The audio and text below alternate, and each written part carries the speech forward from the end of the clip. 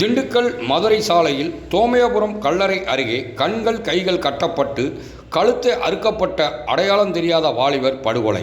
தாலுகா போலீசார் விசாரணை.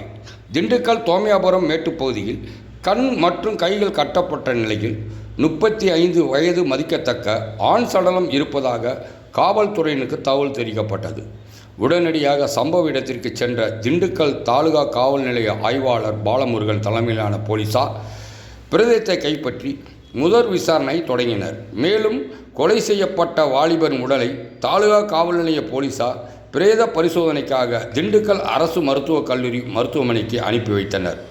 மேலும் கொலை செய்யப்பட்ட வாலிபர் யார், கொலைக்கான காரணம் என்ன என்பது குறிப்பிட்ட விவரங்களை காவல்துறையினர் விசாரணை செய்து வருகின்றனர்.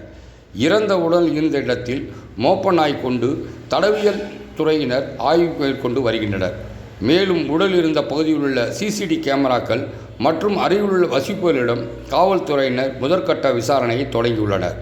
மேலும் காவல்துறையினர் முதற்கட்ட விசாரணையில் திண்டுக்கல் சின்னாலப்பட்டி குறிஞ்சி நகரைச் சேர்ந்த அழகன் மகன் பாலமுருகன் என தெரிய வந்தது.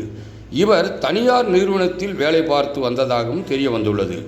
மேலும் அவருக்கு முன்பகை உள்ளதா, எதனால் கொலை செய்யப்பட்டார் என்பது குறித்து காவல்துறையினர் விசாரணை மேற்கொண்டு வருகின்றனர்.